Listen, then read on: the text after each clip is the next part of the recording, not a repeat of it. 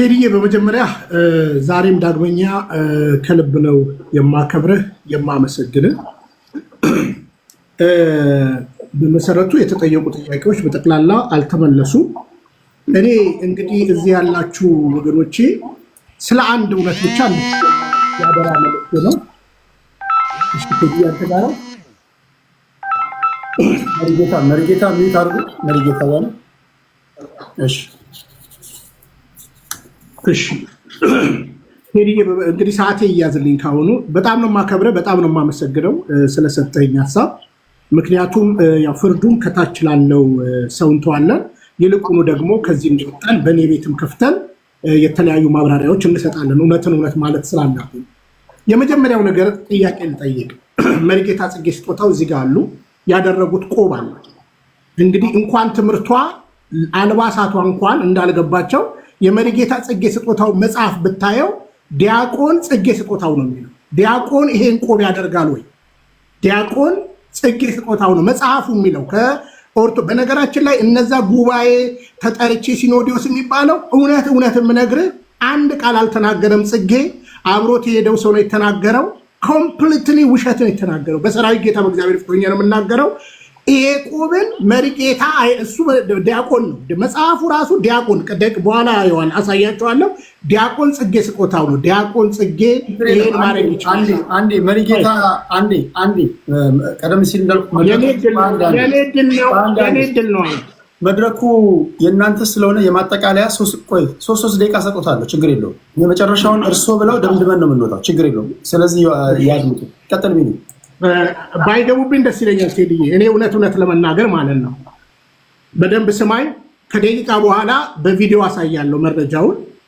ስለዚህ መጽሐፋቸው ዲያቆን ጽጌ ስጦታው ይላል። ዲያቆን ይሄን ቆብ ማድረግ ግዴታ አለበት ወይ? እንነጋገራለን። ሁለተኛ የምስካየ ኅዙናን ቤተክርስቲያን ከስሩ ልናገር። እንግዲህ ትውልድ ይዳኝ፣ በውሸት የሚከብር እግዚአብሔር የለም።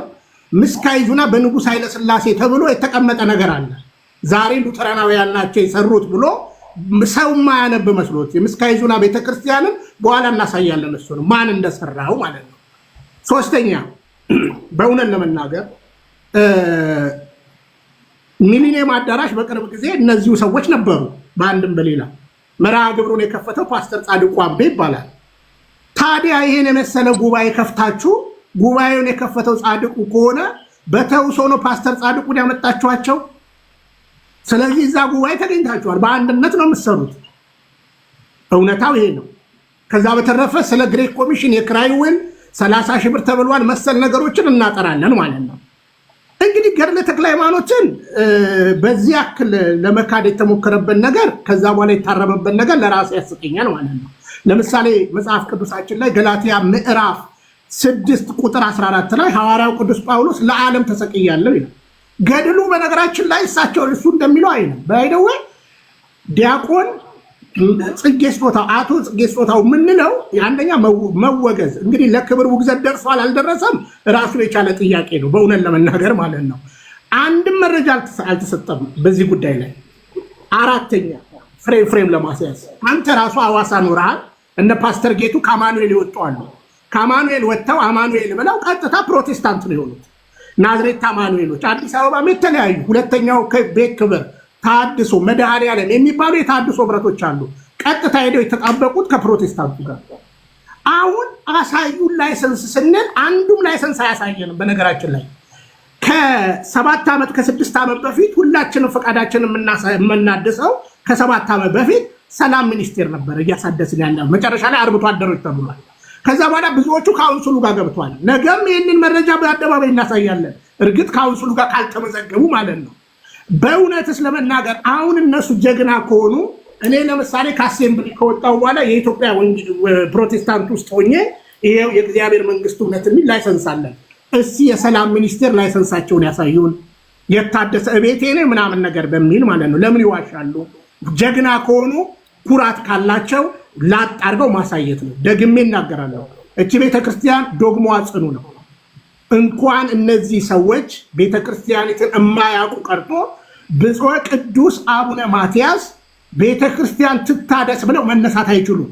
አንዴ ተሰርታ ተቀምጣለች። ከዛ በተረፈ አባታችንም አሁን 10 ሚሊዮን ምናምን ብለው የሚዋሹት እነዚህ ሰዎች በአንድ ስብሰባ ላይ ሰዎች እንደፈቃዳቸው የውሸት መጽሐፍ እንደነዚህ አይነት ሰዎችም ያሳትማሉ። ስለዚህ መጽሐፍ ቅዱስ የሚታተሙ መጽሐፍቶች የግለሰብ መጽሐፍቶቻችን በአንድ ቦታ መታተም አለበት በሊቃውንት ጉባኤ አሉ እንጂ ሌላ ነገር አላሉም። በነገራችን ላይ እኛ ገድላት ላይ ያለን ጽኑ አቋም በግልጽ የምናገረው የሐዋርያት ስራ ነው።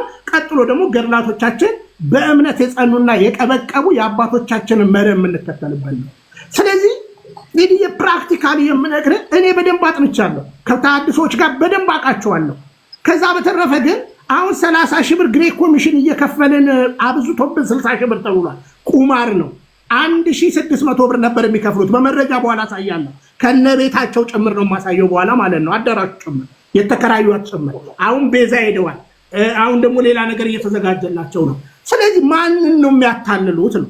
ማንን ነው የሚያታልሉት? ስለዚህ በተነሳው ነገር ላይ ምስካየ ኅዙናን እንግዲህ ቀዳማዊ ኃይለ ሥላሴ ሉተራናውያን ናቸው ብለው ደፍረዋል እነዚህ ሰዎች ማለት ነው። እሺ እየጨረስኩ ነው። ስለዚህ እውነታው ግልጽ ነገር ነው። ምናልባት ከደቂቃ በኋላም በኔ ቤት ገብቼ እሰራበታለሁ። በስተመጨረሻ ጽጌ ስጦታው የዛሬ 3 ዓመት 4 ዓመት ከኔ ጋር እርዳታ ሚስቱ ታማ ተሰብስቦለታል። እርግጥ አንድ መሰረታዊ ነገር ልናገር። ጽጌ ስጦታው የተሰበሰበለት ገንዘብ በኔ ዩቲዩብ ላይ አለ። እሱ በእውነት ሁሉም በፕሮቴስታንት አዳራሽ ሄደው ካልተዘፈቁ ካልተጠመቁ እኔ እቀጣለሁ። ስለዚህ ጽጌ ስጦታው ራሱ እሱም ሆነ ባለቤቱ HIV ብሎ እሱ ስላነሳ እኔ ልክፈልና ሁለቱም ባለቤቱንና እርሱን ወስጄ እኔ ከፍዬ ላስመርምራቸው። ምክንያቱም ዛሬም የሕክምና ልመና ላይ ያለው እኔ ለምን ያሳከምኩት ሚስቱን ይሄው መረጃ አለ። በኋላ አሳያለሁ በዩቲዩብ ላይ ማለት ነው። ስለዚህ በውሸት የሚከብር እግዚአብሔር አለ ወይ? በቃ ፕሮቴስታንቱስ ግቡና እዛ ጋር ኑሩ። መሀል ሰፋሪ መሆን አይጠቅምም። ልክ እንደ ሌሎቹ ደግሞ ተማሩ። የመጡት ቀጥታ ለምሳሌ መተው እነ በጋሻው ሄደው ፕሮቴስታንት ጃፒ ጋር ገብተዋል። ሌሎቹም እንደነሱ ግቡ። መሀል ሰፋሪ ሆናችሁ ህዝቡን አታደናግሩ። ከዛ በተረፈ ግን እኔም ማምነው እናንተ ሃይማኖት ከሆናችሁ ተሐድሶ የሚባል ሃይማኖት ካላችሁ ጀግና ኮንክ የሰላም ሚኒስቴር ላይሰንስን አሳየኝ። የታደሰ የሰላም ሚኒስቴር ላይሰንስን አሳየኝ። ወፍ የለም ያለው ቅድም ስናገር ነበረ።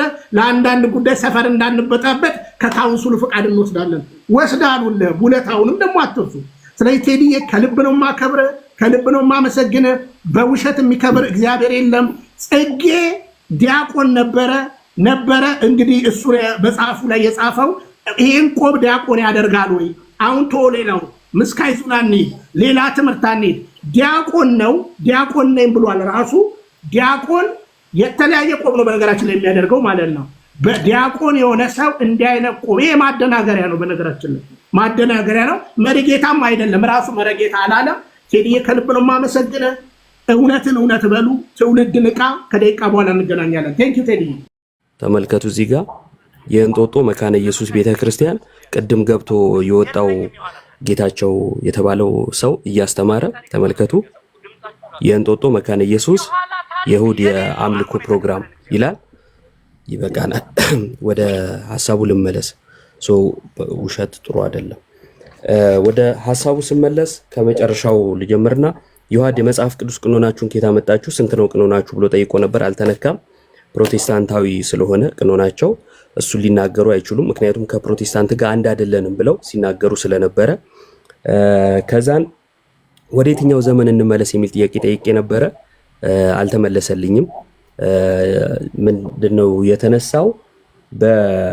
በጉባኤን ማንስቼ ነበር። ጉባኤ ከተቀበላችሁ ያነሳሁት ምን ነበረ? ለኃጢአት ስርየት ይላል። ለምሳሌ ቤተክርስቲያናችን የምትቀበለው ጉባኤ ማለት ነው። እና ለኃጢአት ስርየት ብላችሁ ታምናላችሁ ወይ ስል እዚህ ጋር 3 ነገር ነው ያለ። ጌታቸው የለም ቅዳውን ያልነው ማለት ነው። አያምንም ጥምቀት ለድህነት ብሎ አቶ ጽጌ ደግሞ ጥምቀት ለኃጢአት ስርየት ብለው ተናግረው ነበር ቅድም። ቀጥሎ ያለው ድምፀ ተዋህዶ ምናምን የሚባለው ደግሞ አይ እሱ ወይ ብርሃን ከሁለት አንዱ ይቅርታ ጥምቀት ለድህነት የሚለውን አላገኘውም ብሎ ነበረ። እዚሁ ጋር 3 አፋየን ማለት ነው።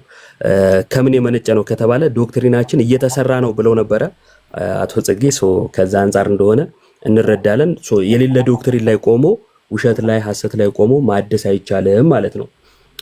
ወደ ቤዛ የሚለው ሐሳብ ጋር ሲመጣ የሙሴ ቤዛነት እኮ አይወዳደርም አሉ። ታዲያ ማን ነው የማርያም ቤዛነት ይወዳደራል ያለው ማን ነው? የሙሴን ቤዛነት ከክርስቶስ ካላወዳደሩ እኛም የማርያምን ቤዛነት አናወዳደርም። የሔዋን ምትክ ነሽ ስንል ነው ቤዛዊት ዓለም ምንላት እንጂ ኢየሱስን ትተኪያለሽ አንልም። ይኸው አንልም ብለናልን። እንግዲህ ከዚህ በኋላ ትላላችሁ ብሎ የሚባል ከሆነ ማለታችን ይፈልጉታል ማለት ነው። የፍሬምናጦስን እምነት ያምናሉ ወይ የሚል ጥያቄ ተጠይቆ ነበር። አያምኑ።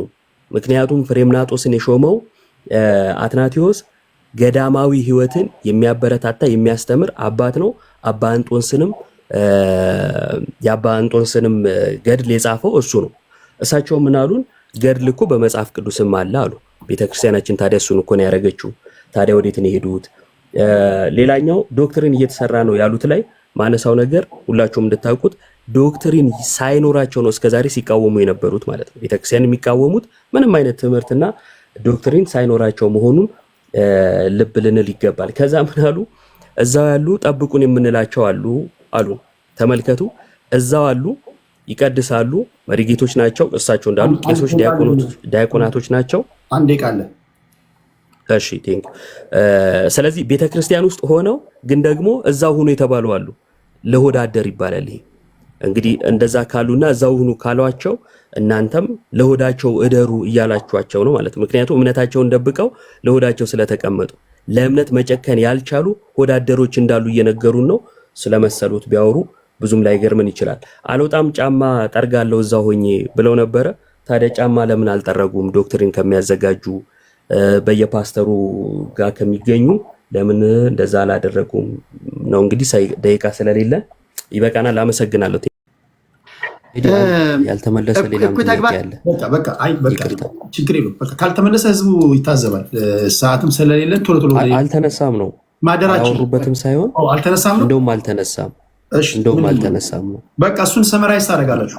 የተወሰነ ደቂቃ ስጣችሁና ውሃ ቀለዋ መለስ እንዳናደርገው። እሺ መሪጌታ በዚህ ጉዳይ ላይ ምን ይላሉ?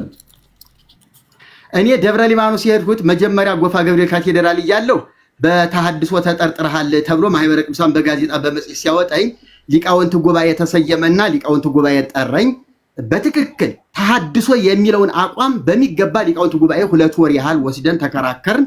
አይ እንደው እባክህን ያልከው ሁሉ ትክክል ነው፣ ስህተት የለበትም። ደግሞ ቤተክርስቲያኒቱ የተከራከሯት በራሷ ድርሳንና ገድል ነው።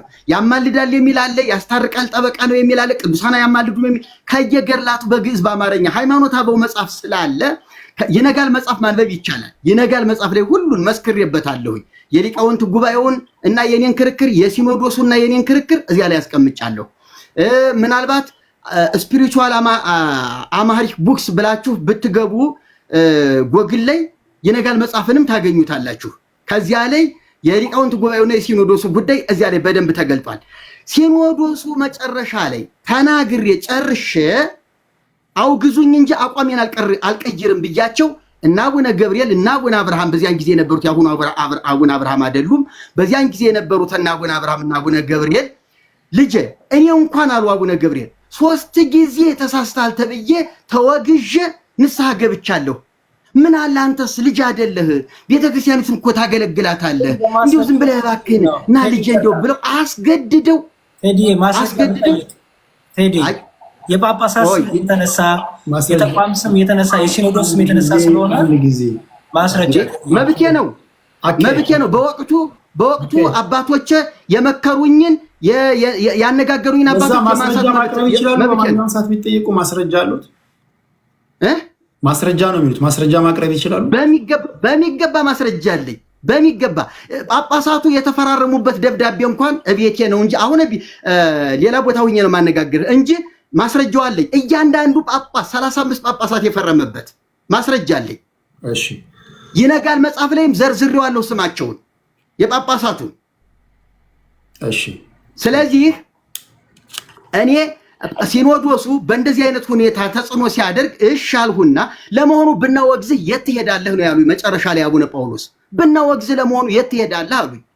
አባታችን ብወገዝ የሊስትሮ ዕቃ ገዝቼ ከዚህ ቅድስት ማርያም ቤተክርስቲያን በር ላይ ከናንተ መውጫ መግቢያ ተቀምጬ የናንተን ጫማ እየጠረኩ በምትጥሉልኝ ሳንቲም ዳቦ እየገዛው እየበላው ይግባይ ለክርስቶስ እያልኩ ኖራለሁ እንጂ የትም አልሄድም አልኳቸው። በዚህ ጊዜ አቡነ ጳውሎስ በጣም ልባቸው ተነካና ለመሆኑ ቅዱስ ጳውሎስ ከተሐድሶ እንዲጠራ ምን ቢደረግ ይሻላል ትላለህ ብለው ጠየቁኝ። ይሄንን ይነጋል መጽሐፍ ላይ ነው እንግዲህ በህይወት ያሉ አባቶች እያሉ ነው ያን መጽሐፍ የጻፉት እኮ። ወንጀል ያለ አግባብ ስም አንስቼ ቢሆን እኮ ፍርድ ቤት የሚያቆመኝ ነገር እኮ ነው። ስለዚህ ወዲያውኑ ጳውሎስ ትምህርት ቤት ከተሐድሶ መናፍቃን እንዲጸዳ ቤተክርስቲያን የተሐድሶ መፍለጫ እየሆነች ነው፣ ይሄ የነገር እንዲስተካከል ምን ቢደረግ ይሻላል አሉኝ። አንድ ምሳሌ ብቻ የነገርኳቸው ይሄንን ተናግሬ ልጨርስ። ምንድነው ያልሁት? አንድ ስዕላዊ መግለጫ ነበር። ምናልባት ብዙዎች አሕዛብ ሊኖሩ ስለሚችሉ መናፍቅ ማለት ምን ማለት ነው? መናፍቅ ማለት ከፍሎ የሚያምን ሙሉ እምነት የሌለው ግማሽ የሚያምን ማለት ነው። ስለዚህ አንድ ላይ ስንወጣ እንወጣለን ተቀመጡ የጊዜ ጉዳይ ነው ያላችኋቸው ሰዎች የእናንተን መምጣት የሚታወቁ ከሆነ እነሱ መናፍቃን ሊባሉ ይችላሉ? እውነት ከገባቸውና በእውነት ላይ ተመስርተው ከቆሙ ቤተክርስቲያን ውስጥ መኖራቸው ምንም ችግር የለውም።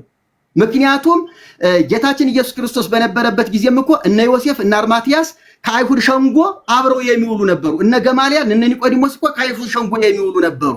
ግን እነዚህ በስውር የጌታ ደቀ መዛሙርት ነው የተባሉ እንጂ መናፍቃን አልተባሉ። እሺ ምንም ችግር የለውም። እሺ መሪጌታ እውነቱን መረዳቱ ነው ትክክለኛው። ግን የደብረ ሊባኖስን ታዲያ በዚህ መንገድ ልጨርስልህ። ደብረ ሊባኖስ በዚህ ሁኔታ 2 ደቂቃ ጨምር ይሉታል። እሺ አመሰግናለሁ። ደብረ ሊባኖስ በዚህ ሁኔታ በቃ የት ብትቆይ ይሻላል ተብዬ ፍልሰታ ጾም ላይ ደብረ ሊባኖስ የንታ ገብረ ሕይወት አሉ። መጀመሪያም አዲስ አበባ ከመግባቴ በፊት ያስተማሩኝ ከሳቸው ጋር ሂጄ ብቆይ ይሻላል ብዬ የሳቸውን አባትነት መርጬ ነው ደብረ ሊባኖስ የሄድኩት እንጂ ሲኖዶሱ አምኖበት ለጸባቴው ለገዳሙ መምህር 2 ደብዳቤ ተጽፎ ማረፊያ ቦታ ስጡት፣ ለሚጠይቀው ጥያቄ መልስ ስጡት፣ መስከረም 1 እንዴት እንደቆየ ከናንተ ጋር ደብዳቤ መሸኛ ደብዳቤ አስይዛችሁ ላኩልን መልሱልን ተብሎ መስከረም 1 ስራ ሊጀምር ነው ደብረ ሊባኖስ የሄድኩት። ግን በሸንጎ ቢረታ ሚስቱን ቤት መታ እንደሚባለው መጀመሪያም ከሳሹ ማህበረ ቅዱሳን ነበረ። በሊቃውንት ጉባኤም ሆነ በሲኖዶስ ማህበረ ቅዱሳን መልስ ሲያጣ ሲረታ ጥሩ ቦታ ያገኘው ደብረ ሊባኖስ ነው። መናፍቁ ጽጌ አባታችን ተክለ ሃይማኖትን የተሳደበው መጣ። እዚህ ምን ሊሰራ ነው? እንዲያውም ያን ጊዜ ዘመቻ ፊልጶስ የሚባል የፕሮቴስታንት እንቅስቃሴ ነበረ። የአንድ ሰሞን የሆነ የወንጌል ምስክርነት የሚባል ያንን ምንድን ነው ያንን ሊያገለግል ያንን ሊመሰክር ነው የመጣ ተብዬ በእውነት ነው ምልህ ዱላ የያዘ በዱላ በድንጋይ በብረታ ብረት ቀጥቅጠው ገደሉኝ። ከዚያ በኋላ ሬሳ የተጥሎ ሳላውቅ አዲስ አበባ መጥቼ ሆስፒታል ተኝቼ 1 ወር በኋላ ነው ራሴን ያየሁት። ጭንቅላቴ ተፈረካክሶ ነበረ። አቡነ ጳውሎስ ናቸው በአስቸኳይ ሆስፒታል የትም ሆስፒታል ወስዳችሁ እንድታሳክሙት ብለው ቤተ ክህነት ወስደው ሲጥሉኝ አቡነ ጳውሎስ ናቸው ያሳከሙኝ። ስለዚህ ከዚያ በኋላ ሲሻለኝ ደብዳቤ ጽፌ መጥቼ ጉዳዩ እንዲታይልኝ ብዬ ሳመለክት አቡነ ቄርሎስ አይ ልጄ ዘገየህብኝ እኮ ብለው እንደገና ትንሽ አደከሙኝ። ከዚያ በኋላ ያው ሌሎች ስራ አስኪያጆች እየተተኩ እኔን ማጉላላት ጀመሩ። አረባካችሁን አታበሳጩኝ፣ አረባካችሁን ብዬ ብለምን መልስ ሊሰጡኝ አልቻሉም። ከዚያ በኋላ ይነጋል የሚል መጽሐፍ ጻፍኩና እኔ ተሐድሶ እንደሆንኩ እንጂ ፕሮቴስታንት እንዳልሆንኩ አሁንም ኦርቶዶክስ ሆኜ እንደምቀጥል መቼውንም ፕሮቴስታንት እንደማልሆን የቤተ ክርስቲያን ልጅ ሆኜ እንደምቀጥል ብዬ አቋም መግለጫ ይነጋል መጽሐፍን ጽፌ አሰራጨው። በዚህ ሁኔታ ተጠናቀቀ። እሺ ከልብ ነው የማመሰግነው። ምናልባት እሳቸው ባሉት ላይ 6 ደቂቃ የምትጨምሩት ነገር ካለ ለሀብታሙ ልስጥና ካልሆነ አሁን ምንድነው ማድረገው? አንድ ጊዜ አሁን ምንድነው ማድረገው? ለሚነሱ ይሰጣሉ 6 ደቂቃ ይሰጣሉ። ለሚነሱ ጥያቄዎች ማክሲመም የምሰጣችሁ 8 ወይ 9 ደቂቃ ነው። ጥያቄ አቅራቢዎችም ጥያቄያችሁን አጠር አድርጋችሁ ታቀርቡና በ8 ወይ በ9 ደቂቃ እዚህ ጋር ደውል ይደውላል። ደውሉ ሲደውል በተቻለ መጠን ታቆማላችሁ። ያው ያለ እኔም ካስቀመጥኩት ጊዜ በጣም እየሄደብኝ ስለሆነ ማለት ነው። በተረፈ ግን አድማጭ ተመልካቾቼ ከግራም ከቀኝ እያያችሁ እያላመጣችሁ የሚበጃችሁን እየወሰዳችሁ ጥያቄ የተጠየቀውንም እየሰማችሁ ያልተመለሰውንም አልተመለሰም የማለት አእምሮ እንዳላችሁ ስለምተማመንባችሁ ፍርዱን ለእናንተ ተዋለሁ። ሙሉውን ደግሞ የዚህን ውይይት እንዲሁ ቀደም ሲል እንዳልኳችሁ ቴዲ ሐዋሳ የቴሌግራም ቻናል ላይ እዛ አስቀምጥላችኋለሁ። ሳይቆረጥ ሳይበረዝ ማለት ነው። አንድ በአንድ ቤቶቻችሁ ገብታችሁ ትወያዩበታላችሁ። የተጠየቀው ነበረ የተመለሰው ነው ለማለትም እንዲመቻችሁ ማለት ነው። ውሸትም ከሆነ ከፎቶና ከማስረጃ ጋር እያይዛችሁ ትፖስታላችሁ። እኔንም ሜንሽን አድርጉኝ ማየት እንድችል ማለት ነው። ፍርድ እናንተ ነው። 6 ደቂቃ ልስጥህና ሀብትሽ፣ ከዛ ወደ መዝሙረ ጥያቄዎች ይሄዳሉ። የታድሶ አገልግሎት የሚለው ወንድማችን ወጣ ብሏል መሰለኝ። አሁን እየጠየቀክ መሰለኝ ከታች እየጻፈልክ ነበር። ከቻለ ብታስገባው ብዬ ነው። ቅድም ነበረ ውስጥ ከኛ ጋር ብርሃን የታድሶ አገልግሎት። አዎ ሁለተኛ አንድ ነገር ብቻ እዚህ ጋር ከታች ትንሽ ሚስ አንደርስታንድ አድርገው እንዳይሄዱ እሳቸው የተናገሩት ነገር አሁን ደብድበው ገደሉኝ እና ከዛ በኋላ ይሄ ገደሉኝ የሚለው ቃል እንደው በሰሜኑ የሀገራችን ክፍል የተለመደ ንግግር ነው እና እሳቸውም ብዙዎቻችንም የሰሜኑ የሀገራችን ክፍል ተወላጅ ስለሆንን እንደዚህ ቋንቋ የዘዬ ጉዳዮች ናቸው እንጂ አንዳንዶች እንደሚቀልዱበትና እንደዛ ነገር እና ይሄን ነገር ብንረዳው በጣም ጥሩ ነው ብዬ አስባለሁ። ትልቅ ኢሹ ሆኖ ሳይሆን የራሳችንንም የቋንቋንም ግንዛቤ ግምት ውስጥ የሚጥል ነገር ነውና ገደሉኝ ሬሳይን እንትን አደረጉት የሚለው ነገር በአብዛኛው ከከባድ ጉዳት መዳንንና ከባድ ድብደባን በተመለከተ የሚነገር የሰሜኑ ሀገራችን ክፍል ህዝብ የሚናገረው ንግግር ነው። ባጭሩ ይሄን ለመናገር ነው። ሁለተኛ እንደ ወንድማችን ኢዮብ በጣም ታንኪዩ በነገራችን ላይ ያነሳቸው በጣም ጨዋነት የተሞላባቸው ጥያቄዎች፣ የእውነት እግዚአብሔር በሚያውቀው በጣም ጨዋነት በተሞላቸው ጥያቄዎች፣ ጉዳዩ ላይ በቂ ግንዛቤ ባላቸው ጥያቄዎች ባቀረበበት መንገድ በጣም ታንኪዩ ማለት ፈልጋለሁ። እንደ ወንድም በጣም ታንኪዩ ማለት ፈልጋለሁ። አንዳንድ ሰው ለመወደድ ብሎ እንዲሁ ዝም ብሎ ጉዳዩ ላይ በቂ ግንዛቤ ሳይዝ እንዲሁ እንደሚናገረው ሳይሆን ራሱንም ግምት ውስጥ በማይጥል ሁኔታ ለጠየቀው ጥያቄ ኢዮብን ወንድሜ በጣም ታንኪዩ ማለት ፈልጋለሁ። ሁለተኛ እሱ ያነሳቸው ነገሮች መርጌታ ጽጌ በጣም በዲቴል በዝርዝር ሄደውበታል። ግን አንድ ሁለት ነገሮችን ብቻ ላንሳ። መጽሐፍ ይመርመር ማለት ቤተክርስቲያን ትታደስ ማለት ነው ወይ ብሎ ወንድማችን ኢዮብ ጠይቋል። እንግዲህ በነገራችን ላይ በመጨረሻው ምናልባት ሰመራዊ ስናደርግ ቤተክርስቲያን መታደስ ይገባታል ብለን የምናስባቸውን ያስቀመጥናቸውን የሰነድ የዶክመንት ማስረጃዎቻችንን እናቀርባለን። በጣም በቅርቡ ለቅዱስ ሲኖዶስ የምናቀርበው ለአባቶቻችን የምናቀርበው ይሄ ዝም ብሎ ለማህበራዊ ሚዲያ ፍጆታ ለቨርቹዋል ሚዲያ ፍጆታ የሚውል ሳይሆን በቤተክርስቲያኒቱ የቋንቋ ሊቃውንት የተጠና በቤተክርስቲያኒቱ ሂስቶሪያንስ የተጠና የቤተክርስቲያኒቱ ጉዳይ ይመለከተኛል ብለው በሚያስቡ ሰዎች በባለሙያዎች የተጠና የቤተክርስቲያኒቱን የወደፊትም መጻኢ ዕድልና እጣ ፈንታም ዲተርማይን ሊያደርግ በሚችል ሁኔታ ቤተክርስቲያን ተሐድሶ ማድረግ አለባት ብለን የምናስባቸውን 4 መሰረታዊ የተሐድሶ ዋና ዋና ፒለሮች መጨረሻ ላይ እናስቀምጣቸዋለን። ሐሳቡን ዝም ብሎ በወፍ በረር ቅኝት እናስቀምጣቸዋለን። ነገር ግን መጽሐፍት ይመርመሩ ማለት ቤተክርስቲያን ትታደስ ማለት ነው የሚለው አንዱ ጥያቄዎቻችን እኮ በመጽሐፍቶቻችን ውስጥ የተገኙ መጽሐፍ ቅዱሳዊ ያልሆኑ ትምህርቶች አሉ ነው። መጽሐፍ ቅዱሳዊ ያልሆኑ ስነ መለኮታዊ ፍታቴዎች አሉ ነው። ይሄንን እኮ እኛ አይደለም እያልን ያለነው እኮ ይሄን እኮ እኛ እያልን ያለነው አሁን በቤተክርስቲያኒቱ ያሉ አሁንም ድረስ ያሉ መምህራን፣ ሰባኪያነ ወንጌሎች፣ የቤተክርስቲያኒቱ ሊቃውንት ከሊቃውንቱ ጉባኤ ጭምር እንኳን ሳይቀር መጽሐፍቶቻችን ችግር እንዳለባቸው መጽሐፍቶቻችን ሲፈተሹ በእርግጥ ችግር እንደተገኘባቸው አሁን ግልጽ የወጣ ጉዳይ እኮ ነው። እንደውም እኛ እኮ አሁን የገድላትንና የድርሳናትን ጉዳይ እኮ የማናነሳበት ዘመን ላይ እኮ ደርሰናል እኮ ባይዘው። አሁን ኢሹ አይደለም ለኛ አሁን ገድላት ያስፈልጋሉ አያስፈልጉም መጽሐፍቶች ኦልሬዲ ይሄ ጉዳይ የህዝቡ አጀንዳ ሆኗል። የመመኑ መነጋገሪያ ሆኗል። መጽሐፍቶች ለሃይማኖት መከራከሪያ ሊበቁ አይገባቸውም የሚሉ የለውጥ ጥያቄዎቻችንን ከኛ ተቀብለው ምናልባትም ተገቢም ነው ብዬም አስባለሁ የሚያነሱ እኮ ኦርቶዶክሳውያን እኮ አሉ እኮ። ስለዚህ መጽሐፍቶች ይመርመሩ ማለት አንዱ ቤተክርስቲያን የወደቀችው በመጽሐፍቶቿ ነው። ሚስ ያደረገችው መጽሐፍቶቿ ነው። የስተት ትምህርቶች የተገኙባት በመጽሐፍቶቿ ነው። እነዚህ ደግሞ ዛሬ የበቀሉ ጉዳዮች አይደሉም። ዛሬ የተገኙ ጉዳዮች አይደሉም። ትናንት ከትላንት ወዲያ ቅድም መርጌታም ጽጌ ወንድማችንን ብርሃንም ሲናገር ነበር።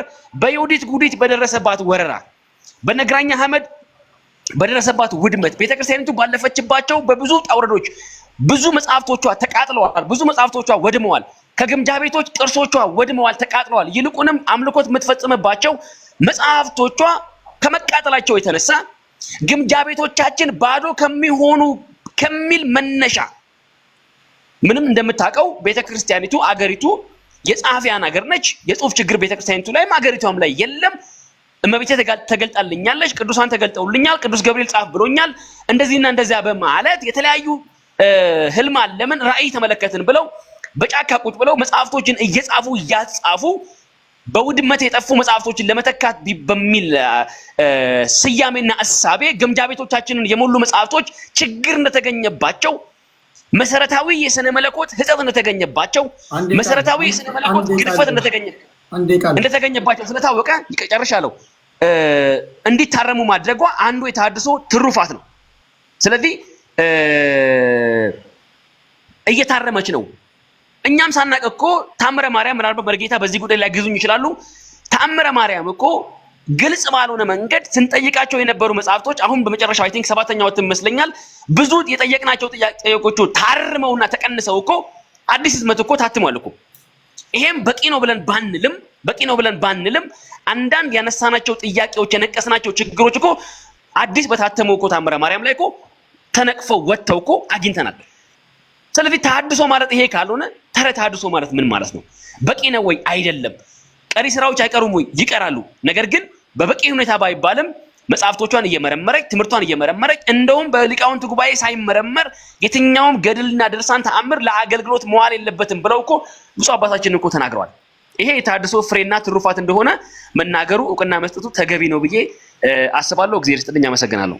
እሺ ከልብ አመሰግናለሁ። አሁን 3 ሰዎች በተከታታይ ጥያቄ ያቀርባሉ። 3ቱንም ጥያቄዎች እጥን ምጥን አድርገው እንደሚያቀርቡ ተስፋ አደርጋለሁ። ከዛ ጥያቄዎቻቸውን በደንብ ትጽፉና እናንተ በመሰላችሁት መንገድ ትመልሳላችሁ። ህዝብም አብሮ ይሰማል፣ ምላሻችሁንም አብሮ ይታዘባል ማለት ነው። መዝሙረ ይጠይቃል። ከዛ ወደ ብሬ እንሄዳለን። ከዛ ወደ ዮሐድ 3 ተከታታይ ጥያቄዎችን ያቀርቡላችኋል።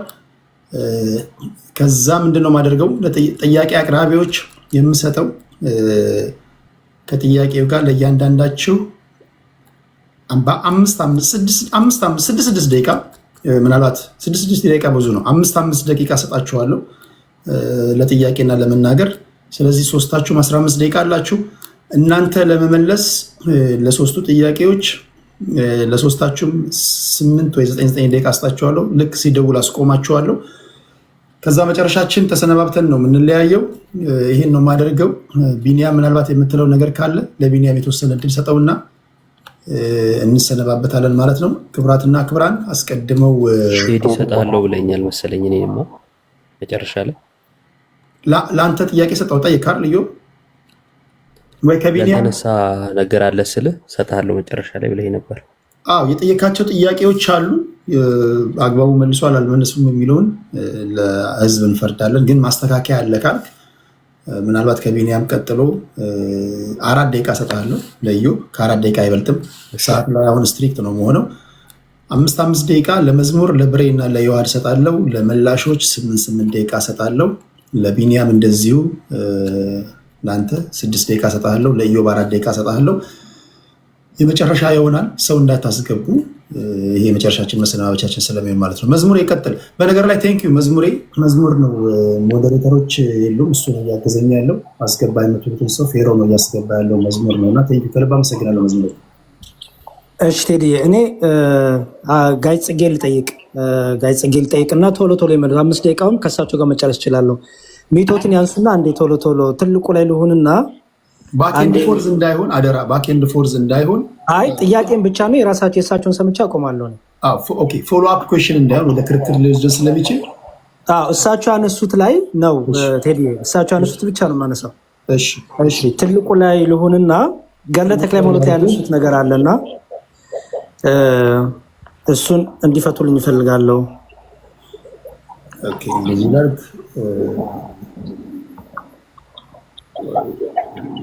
አርጋቸው ኤክስፓንድ ላድርግ።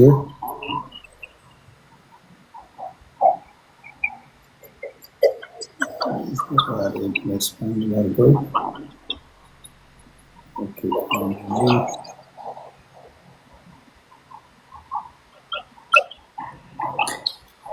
በትንሹ ሆነላችሁ።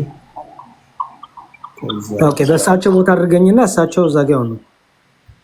ለምንድን ነው ታፕ ታፕ እያደረጋችሁ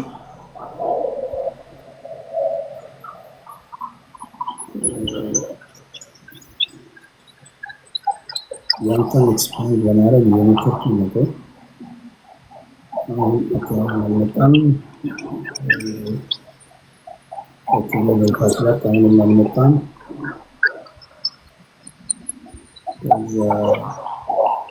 እሺ ችግር የለውም ቴዲ፣ ግን እስከዛ ጥያቄ ማቅረብ ይችላል። ችግር የለውም። እሺ እየሰሙኝ ነው ብዬ አምናለሁ። ጋይ ጽጌ እስቲ አንዴ ግዕዙን ይበሉልኝ። ጋይ ጽጌ የገድለ ተክለ ሃይማኖት ላይ ወናሁ ትመውት የሚለውን ግዕዙን ይበሉልኝ ሙሉውን እና ይተርጉሙልኝ በአማርኛ። ግዕዙን አንብበው ይተርጉሙልኝ። ቅድም ያሉበት መንገድ አለ እና ግዕዙን አንብበው በአማርኛ ይተርጉሙልኝ።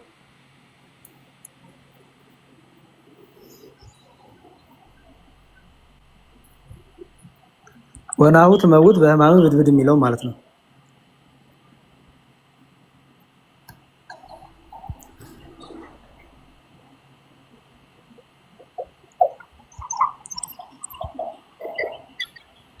ኦኬ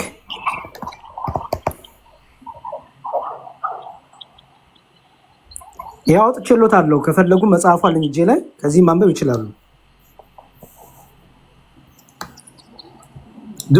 ማይኮት ሚዩት ነው፣ ሚዩት ላይ ኖት።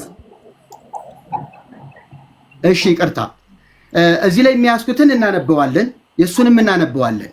ግዕዙን አንብበው አማርኛ ተርጉሙልኝ ቶሎ ይበሉልኝ እኮ ላነበው ነው።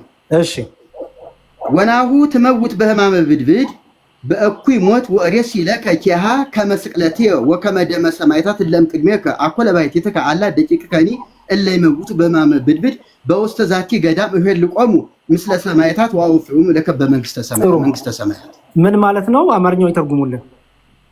እነሆ በክፉ ሞት በተቅማጥ በሽታ ትሞታለህ። ቀጥታ እንደተጻፈ ችግር የለውም። እሷንም እንደ ስቅለቴና ከአንተ በፊት እንደነበሩ ሰማዕታት ደም እቆጥርልሃለሁ። እሺ ቅድም ያሉት ምን ነበረ? እንደ ደሜ እቆጥርልሃለሁ ብሎታል ብለው ነበረ ቅድም ያዋሹት። አሁን ግን የሚለው እንደ ሰማዕታት ደም የሚለው ይኸው። አንዴ ቆይ ልጨርስልዎት። አንዴ እሺ ጥያቄ ልጨርስልዎት። ክፍሉም ያን የሚያወሳው ምንድነው? ብድብድ ምን ማለት ነው? በነገራችን ላይ በግዕዝ ተቅማጥ ብድብድ በመጽሐፍ ቅዱስ ብድብድ ተብሎ በግዕዙ መጽሐፍ ቅዱስ ብድብድ ተብሎ የሚቀመጠው ምንድን ነው? ቸነፈርም ይባላል። ቸነፈር፣ መቅሰፍት፣ በሽታ አይደል? ይኸውልህ ቸነፈር፣ በሽታ፣ ወረርሽኝ፣ ተቅማጥ አንድ አይነት ነው።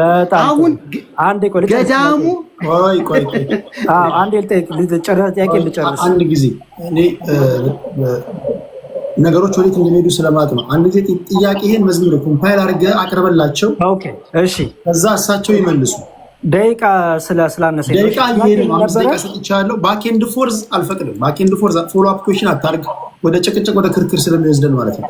አንድ ጊዜ ጠይቃቸውና ከዛ እሳቸው ይመልሱ። እሺ ጥሩ። እሺ ሁሉንም ስለማዳርስ እሳቸውን ብቻ ጠይቄ ወደ ሌሎቹ ሄዳለሁ። ሰው የመጀመሪያው ጠይቅ ቅድምን ብለው ነበረ፣ እንደ ደሜ እቆጥርልሃለሁ። ደሜ ሆኗል። የተክለ ሃይማኖት ብድብድ ወይም በሽታ ነው የሚለው ባይዘወይ አማርኛው ተቅማጥ ነው የተረጎመው እንጂ ብድብድ የሚለው በሽታ እንደ ወረርሽኝ እንደማለት ነው፣ ፕለግ እንደማለት ነው። እንግሊዝኛውን ማሳየት እችላለሁ። እና የሚለው ምንድን ነው? ይኸው ከላይ ስታነበው ቴዲ ምን ይላል? ብፁዕ አባታችንም ጌታዬ ሆይ ወደ ሰማዕትነት አደባባይ ሄጄ በስምህ እንድሞት እዘዘኝ። ጌታም መጋደልንስ ፈጽመ ከሞት በቀር ምንም አልቀረህም አለው። ቪዲዮ አብርተህ ከሆነ አይታየንም። ቪዲዮ አብርተህ ከሆነ ማለት አብርቻለሁ። አይታይም? አይታየንም። ኦኬ ቆይ ድጋሚ ላጥፋው ነው። ላብራ ይታያል እኮ። ለማን ነው የሚታየው? ለኔ አይታየኝም። አሁንስ ይታያቸዋል? ኮሜንት ላይ ነው እና ይታየናል። ገስት ላይ ነው። አረ ገስት ላይ ያላችሁ ይታያችኋል? ይታያል። ለኔም ይታየኝ። ቀረብ አድርገው ይታያል እያሉ ወደ ስክሪኑ ቀረብ አድርገው። ቪዲዮ ለኔ አልበራ። ኦኬ ቪዲዮ ለእናንተ ከታያችሁት ኦኬ። ለኔ ቪዲዮ ስላልታየ እሺ እኔ እያነበብኩ ልቀጥል። ሻዶ ባንድ ሀሳቡ ጌታም በስራ ሁሉ እነሆ እኔን ተከተል። ወዳጄ ተክለ ሃይማኖት ሆይ አሁንም በመንግስተ ሰማያት መንግስቴን ከኔ ጋር በሞት ልትመስለኝ ይገባሃል ሲለው ተክለ ሃይማኖት ምን አለ ይላል? እጆቼን እግሮቼን በመቸንከር በመስቀል እንጨት ላይ ተሰቅዬ ሞትኩ እንጂ እንደ ሰው ሁሉ በሌላ ሞትኩ አይደለም ይላል ክርስቶስ። ተክለ ሃይማኖትም ብፁዕ አባታችንም ጌታዬ ወደ ሰማዕትነት አደባባይ ሄጄ በስምህ እንድሞት እዘዘኝ አለው። ጌታም መጋደልንስ ፈጽመ ከሞት በቀር ምንም አልቀረህም አለው። እነሆ በክፉ ሞት በተቅማጥ በሽታ ትሞታለህ። በነገራችን ላይ ተቅማጥ በሽታ አይደለም በራሱ መቼም ማንም ሰው ይገባዋል። ተቅማጥ የአንድ በሽታ ሪዛልት ነው እንጂ በራሱ በሽታ አይደለም። መቼም ይህንን ሳይንስ ማስተማር አይጠበቅብኝም።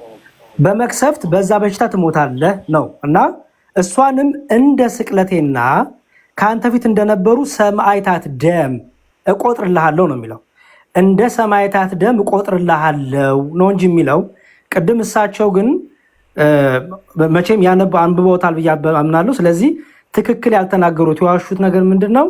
እንደ ራሴ ደም አድርጌ እቆጥርልሃለሁ ብሎታል የሚለው ትክክል አይደለም። እሱ እንዲያጠሩልኝ ይፈልጋለሁ። ሌላው ደግሞ ለድምፀ ተዋህዶና ለብርሃን ላከፋፈል ድምፀ ተዋህዶ ለእርሶ የምሰጠው የተሐድሶ የቁርባን ትምህርታችሁ ምንድን ነው? ታርጌት አድርገህ ንገረኝ ፕሊስ። የተሐድሶ የቅዱስ ቁርባን ትምህርታችሁ ምንድን ነው? እውነተኛ ጌታ ስጋና ደም የምታስቡት? መታሰቢያ ነው የምትሉት? ህይወት አይሰጥም ይሰጣል ነው የምትሉት? ምንድን ነው የምትሉት? የቅዱስ ቁርባን ትምህርት ብቻ ፎከስ አድርገህ ንገረኝ። ብርሃን ደግሞ ለአንተ ደግሞ የምሰጥ የጥምቀት ትምህርታችሁ ንገረኝ። የጥምቀት ትምህርታችሁ ምንድን ነው? እንደ ተሐድሶ የጥምቀት ትምህርታችሁ ምንድን ነው? የህፃናት ጥምቀት ትቀበላላችሁ? ጥምቀት ለኃጢአት ስርየት ብላችሁ ታምናላችሁ? የህፃናት ጥምቀት አትቀበሉም? የጥምቀት ዶክትሪናችሁ ምንድን ነው? ተመልሼ ለመሪ ጌታ ለጋይ ጽጌ የምጠይቃቸው ደግሞ ምንድን ነው ምንድን ነው የልሳን ልምምድ አላችሁ ወይ? ልሳን ትናገራላችሁ? በልሳን ትምህርት ላይ ያላችሁ አቋም ምንድን ነው? ልሳን መጽሐፍ ቅዱሳዊ ነው ወይስ አይደለም? ልሳን የተባለ ትምህርት አለ በፕሮቴስታንቱ ዓለም። እናንተ ልሳን ትናገራላችሁ? የልሳን ልምምዳችሁ እንዴት ነው? ይሄ ለጋይ ጽጌ ነው። ተመልሼ ድምፀ ተዋህዶ እያስክ ለአንተ ደግሞ የምጠይቅ ምንድን ነው ንጥቀት ትምህርታችሁ ምንድን ነው? እንነጠቃለን ብላችሁ ታስተምራላችሁ እንደ ፕሮቴስታንቱ? ምክንያቱም ከእነሱ ጋር ብዙ ህብረት ስለምታደርጉ ንጥቀት ትምህርት ጌታ መጥቶ ይነጥቀናል፣ 1000 ዓመት እነግሳለን እንዲህ የሚል ትምህርት አላችሁ። ንጥቀት ላይ ያላችሁን አቋም ብትነግረኝ። ከዛውም 3 አይነት ንጥቀት አለ። የትኛውን ትምህርት ነው እናንተ የምትቀበሉት? እሱን ሰጥሃለሁ። ብርሃን ዘተዋህዶ ደግሞ ኢየሱስ ክርስቶስ ስንት ባህሪ ነው? አንድ አካል አንድ ባህሪ ወይስ አንድ አካል 2 ባህሪ? ምንድን ነው የተሐድሶ እምነት በክርስቶስ ላይ? ኦርቶዶክስ እንዲህ ትላለች እሱ አይደለም። አሁን እናንተ ማን ናችሁ? እናንተ ትምህርታችሁ ምንድን ነው? የእናንተ ዶክትሪን ምንድን ነው? እነዚህ ላይ የዶግማ ትምህርቶች ላይ። ስለዚህ 2 ባህሪ ያመናችሁ ወይስ አንድ ባህሪ? የተሐድሶ እምነት ምንድን ነው በዚህ ላይ? እና ይሄንን ብታጠሩኝ ደስ ይለኛል። በተረፈ በመጽሐፍ ቅዱስ አንድ ጥቅስ ልስጥና ይሄን ቢፈቱልኝ። እሱ ምንድነው? ከ3 አንዳቸውን መፍታት ይችላሉ።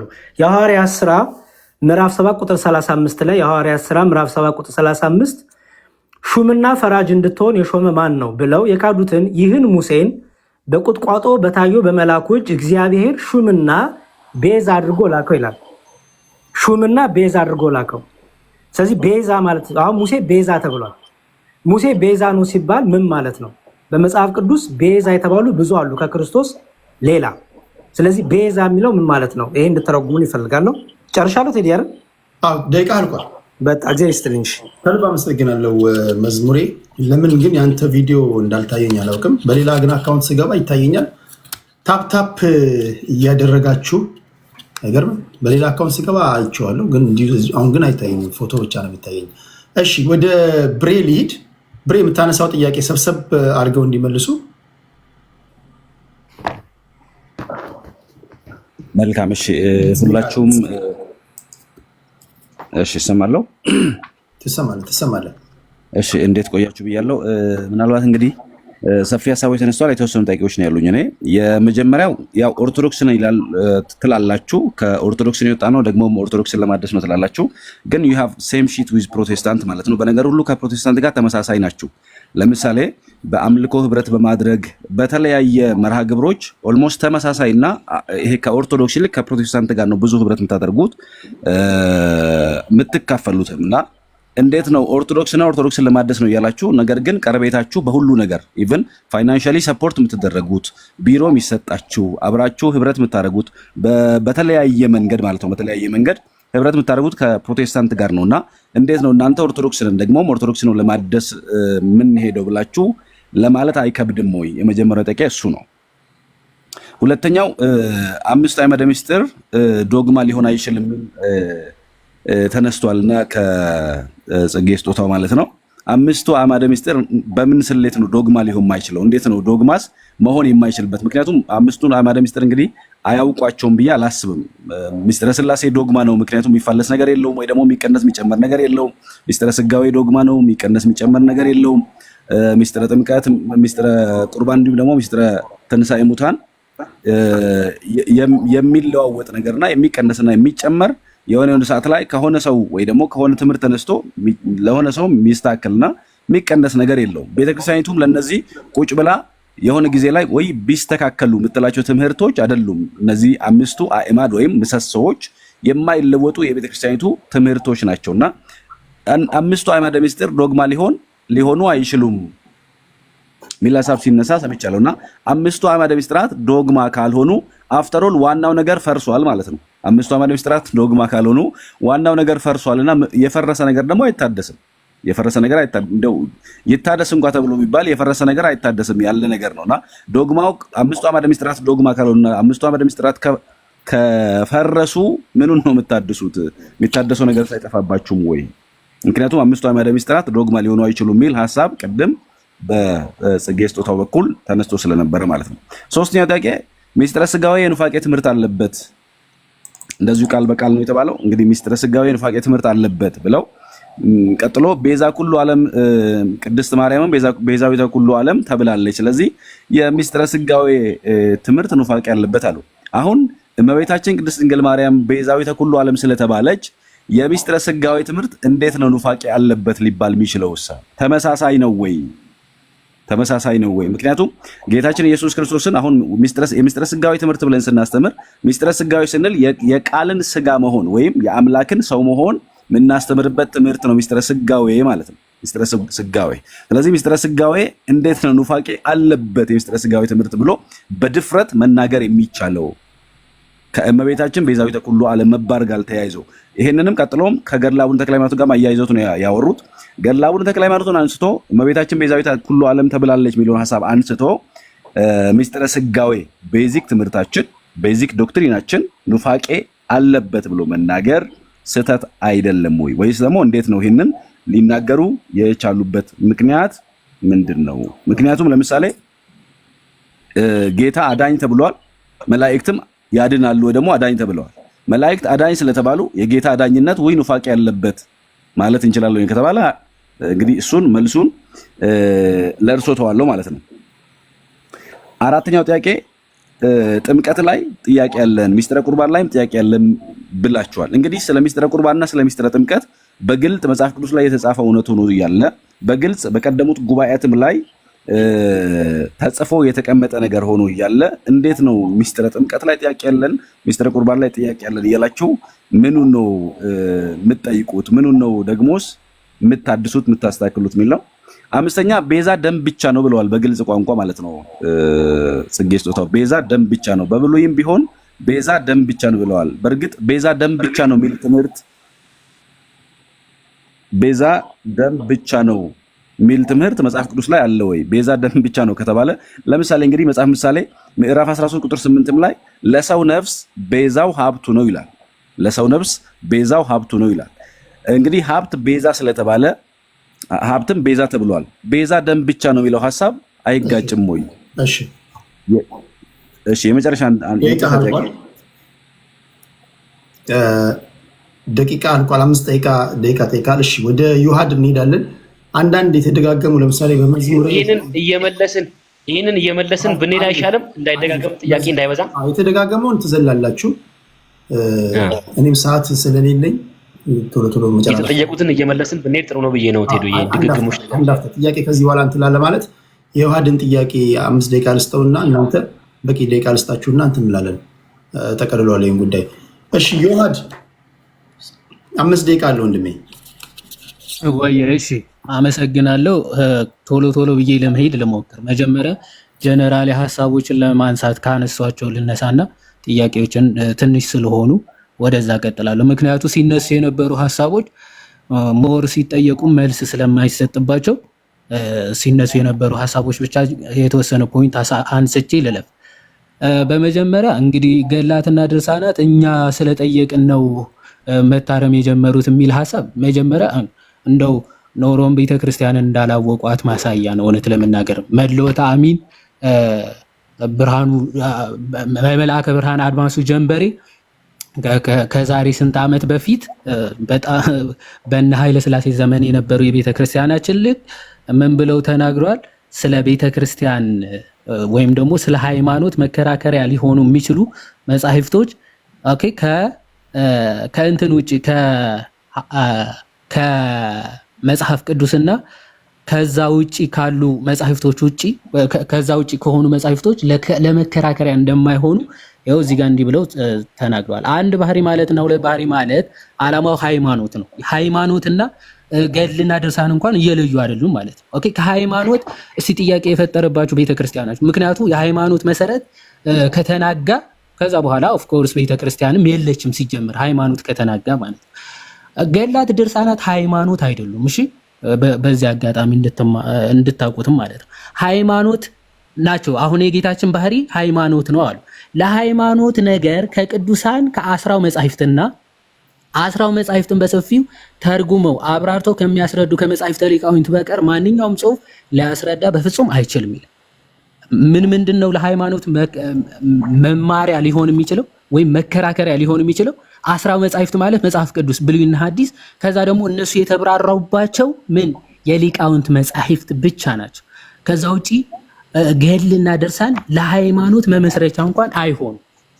ሌላው በረከታቸው ይደርብን አባ ጎርጎርዮስ የኢትዮጵያ ቤተክርስቲያን ታሪክ ገጽ 68 ላይ እንዲህ ብሎ ይናገራሉ። በገድላት ላይ ተነስቶ የነበረ እንደ ዘመናችን ማለት ነው ገድል እንደ ማስረጃ የሚጠቅሱ ክርስቲያንን የሚሉ ሰዎች ተነስተው ነበር እና በጌታችን ባህሪ ዙሪያ ጥያቄ ሲነሳ ምን ይጠቅሳሉ? ተአምረ ማርያም የሚጠቅሱ ለሃይማኖት እንደ መከራከሪያ ማለት። ለዛ ምንድነው መልስ የሰጡት የኛ ሊቃውንቶች? እንደው ከምታስተምረው ከአራቱ ጉባኤያት አጣህና ስለ ሃይማኖት ተአምረ ማርያም ትጠቅሳለህን ቢሏቸው ከጉባኤ መጽሐፍማ የለም አሉ ይላል። ኦኬ ልክ እንደዚህ ናቸው። ተአምረ ማርያም ለሃይማኖት መከራከሪያ የሚጠቅሱ ሰዎች በጉባኤያት ጥንት በበሩ ሜዳ ጉባኤ ነው። ይሄ ቦሩ ሜዳ ጉባኤ ማለት ጥንት የተካሄደው ጉባኤ ማለት። ስለዚህ በዚህ ሰዓት እንኳን ለሃይማኖት መከራከሪያ ገድላትና ድርሳናት እንደማይጠቀሱ ቤተክርስቲያናችን በሚገባ ጠንቅቃ ታውቃለች። ለሃይማኖት መመስረቻ ገድልና ድርሳን እንደማይሆን ማለት ነው። ወደ ጥያቄዎች ሳልፍ አክቹአሊ ብዙዎቹ ሲነገሩ የነበሩ ከገደሉኝ ታሪክ ጋር የሚመሳሰሉ እንደሆነ ማለት ይሄ ብዬ የተነሳው ከሚለው ታሪክ ጋር የሚመሳሰሉ ናቸው። ስለ ቤተክርስቲያን ሲነገሩ የነበሩት ነገሮች ማለት የታሪክም ክፍተት ያለ ይመስለኛል። ለምሳሌ ምን ተብሎ ተነገረ? ተሰዓቱ ቅዱሳን መነኮሳት ናቸው ምንላቸው እኛ ግን ምንድናቸው? ቅዱሳን ይሏቸዋል አሉ። በዚህ አጋጣሚ ፍሬመናጦስ ትክክለኛ ሃይማኖት ነበረው ብለው ተናገሩ። ፍሬመናጦስ ትክክለኛ ሃይማኖት ነበረው ካሉ እኚህ ሰዎች ማለት ነው ማን ነው ፍሬመናጦስን የሾመው? አትናቴዎስ ነበር። አትናቴዎስ ደግሞ ታላቁ መነኮስ ማንን ነው የሾመው? በነገራችን ላይ ታሪክ አለማወቅ ትንሽ ከባድ ነው። ገድለ እንጦንስን የጻፈው አትናቴዎስ ነው በነገራችን ላይ። ኦኬ ገድለ እንጦንስን የጻፈው ማን ነው? አትናቴዎስ። አትናቴዎስ ማንን ነው የሾመው? ፍሬመናጦስን ማለት። ስለዚህ መነኮሱ ታላቁ መነኮስ ገድሉን የጻፈው አትናቴዎስ እሱ ትክክለኛ እምነት ነበረው ብላችሁ እነሱ መነኮሳት ናቸው በጾም በጸሎት ነው ክርስትና ብለው እንትናሉ ብላችሁ ለመተቸት ሞክራችኋል። ታሪክ እናጥናው። ወደ ጥያቄዎቼ አንድ ደቂቃ ነው ያለኝ። የመጽሐፍት ቀኖናችሁ ስንት ነው? በምን አረጋገጣችሁ? ቀኖናውን ከየት ተቀበላችሁ? አንድ ሁለተኛ የኒቂያ ጉባኤ እንቀበላለን ስላላችሁ 18ኛው ቀኖናና 13ኛው ቀኖና ላይ እንዲህ ይላል፣ የጌታ ስጋና ደም እውነተኛ የጌታ ስጋና ደም ነው፣ ከሁሉም የሚበልጥና ምንም የሚተካከለው የለም ብሎ ይናገራል። ይህንን ትቀበላላችሁ ወይ? ሲቀጥል ጥምቀት ከእግዚአብሔር የሚወልድ ነው ብለዋል አቶ ጽጌ ማለት ነው። አቶ ጌታቸው ደግሞ ጥምቀት ጭራሽ ከድህነት ጋር ምንም አይገናኝም ብለው ነው የሚያምኑት። ስለዚህ ሁለታችሁ ዲቤት ነው የምታደርጉት ወይስ እንዴት ነው የምታደርጉት? ተለያይታችሁ ነው የየራሳችሁ ቸርች ነው የምትከፍቱት? መጨረሻ ላይ ከፕሮቴስታንት የማትቀበሉት ኦኬ፣ ወይም ደግሞ ከፕሮቴስታንት ምንፍቅና አለባቸው ብላችሁ ታምናላችሁ ወይ? ምን ምንፍቅና አላቸው የሚለውን ትመልሱልኛላችሁ። ቴንኪው ጨርሻለሁ። ቴንኪው ዮሐድ። ምንድነው ማድረገው? ቀደም ሲል እንዳልኩት ጥያቄዎች ብዙ ናቸው። የመዝሙር ጥያቄ ተከፋፍሎ ነው የተጠየቀው። የብሬ ጥያቄም አለ። የዮሐድ አስተያየትና ጥያቄ ነው። ስለዚህ ለሶስታችሁ የመደብኩት ደቂቃ 9 ደቂቃ ነው። እዚህ ጋር ሞላለሁ። ሲጨው ታቆሙልኛላችሁ። ከመሪጌታ ጽጌ ይጀምራለሁ። ለእርሱ የተጠየቁትን ጥያቄ አካተው በፈለጉት መንገድ በገባሁትና በደረሱት ልክ መመለስ ይችላሉ። አመሰግናለሁ ወንድም። አንተንም ጥያቄ አቅራቢዎችና ሰሚዎችን ከልብ ነው የማመሰግነው። በእውነት እግዚአብሔር ይባርካችሁ። ያው ትንሽ አንዳንድ አመም የምትል ሀሳብ ጎርበጥ የምትል ነገር ትኖራለች። ግድ የለም እሷን በጸጋ እየተቀበልን ነው የምንሄድ። ወደ ጥያቄው ስገባ ከገድለ ተክለ ሃይማኖት ይጀምራለሁ። እንዳስቀመጡት ወናሁ ትመውት በሕማመ ብድብድ ወለዛቴ ሕማመ ከሬስያ ከመስቅለቴ ወሞቴ የሚለው ልክ ነው። አሁን ወሞቴ የሚለው ቀርቷል። እኔ ቤተክርስቲያን ስታስተምረኝ ገድለ ተክለ ሃይማኖትን ቤተክርስቲያን ገዳም ውስጥ በተማርኩበት፣ ቅዳሴ በተማርኩበት፣ ባስመሰከርኩበት፣ ጉባኤ ተከየ ባስተማርኩበት ጸበል ቤት የሚነበብ ገድላት ድርሳናት ሞልተውን ነበረ። በዚያ ገድላት በግዕዝ የማውቀውን ነው አሁንም ቢሆን የምናገረው። ምናልባት አሁን ታምረ ማርያም ላይ ብዙ የተቀነሰ የታረመ ነገር አለ፣ ገድለ ተክለ ሃይማኖት የታረመ ነገር አለ። እንዳልኸው ወደ ገድሉ ስመጣ አሁን ባየነው ገድል ላይ ወናሁ ትመውት በሕማመ ብድብድ ወለዛቲ ሕማመ ከሬስያ ከመስቅለቴ ብሎ ወደ ሰማዕታት ደም ነው የሄደው። አሁን ይኸውልህ ደም ስለቀረች ስቅለትን ልንክደው አንችልም። እንደ ስቅለቴ ካለ ስቅለቱ ምንድን ነው የሚያሳየው? መስዋዕቱ አይደለም ወይ? ደሙ ቤዛነቱ አይደለም ወይ? ምን ትርጉም እንሰጠዋለን? እኔ የምረዳው በእውነት እንደው እንደማንም አይደለም ይሄንን የምናገረው፣ እንደ ቤተ ክርስቲያኒቱ አስተምህሮ ስልት ነው የምናገረው። ይሄንን ሁሉም ሰው እንዲያውቅልኝ የምፈልገው የኔ ያስተምህሮ ስልትና ይዞታ እንደ ኦርቶዶክስ ወንድሞችም የሚናገሩት ይሄንን ነው በነገራችን ላይ። እና እንደ ስቅለቴ ቆጥርልሃለሁ ካለ እንደ ሞቴ ማለቱ አይደለም ወይ? ነው ስቅለቱ የሆነ ሌላ ትርጉም አለው። ስለዚህ ይሄንን እንዳነሳሳትና ተክለ ሃይማኖት ደማቸውን ወረድ ለማድረግና የክርስቶስን ስቅለት ከፍ ለማድረግ ለመለየት የሚደረግ ሲስተም ጥሩ አይደለም። እንደገና ሁለት ጊዜ ስህተት መፈጸም ይሆንብናልና እንደዚያ እንዳይሆንብን እንጠንቀቅ የሚል መልስ ነው ያለኝ። እና ስቅለቴ ካለ በቂ ነው። ደሙ ባይጨመርም ተደጋጋሚ ቃል ነው እንጂ የሚሆነው አብርሃም ብሎ ይላል መጽሐፍ ቅዱስ። 3 ጊዜ አብርሃም ሊል ይችላል። አብርሃም በማለቱ 3 ጊዜ በመጥራቱ 3 ትርጉም አንሰጠውም። ለአጽንዖተ ነገር ደጊመ ቃል ነው። በቃ ለአጽንዖተ ነገር አንድ ነገር አጠንክሮ ለመናገር አምርሮ ለመናገር ብርቱ መልእክት ለማስተላለፍ ሰውየው ትኩረት ሰጥቶ እንዲሰማ የሚደረግ ድግግሞሽ ነው እንጂ 2 መልእክት 3 መልእክት ስላለው አይደለም። ስቅለትየ ሞትየ ብሎ ቢል ወይም ደምየ ብሎ ቢል ምንም ለውጥ አያመጣም። ስቅለትየ የሚለው ይጠቀልለዋል። ደምየ ብሎ ቢል ደግሞ ሁሉንም ይጠቀልለዋል። እና ይሄንን ምንም ልንለው አንችልም። እንደተጻፈው ነው፣ እውነት ነው።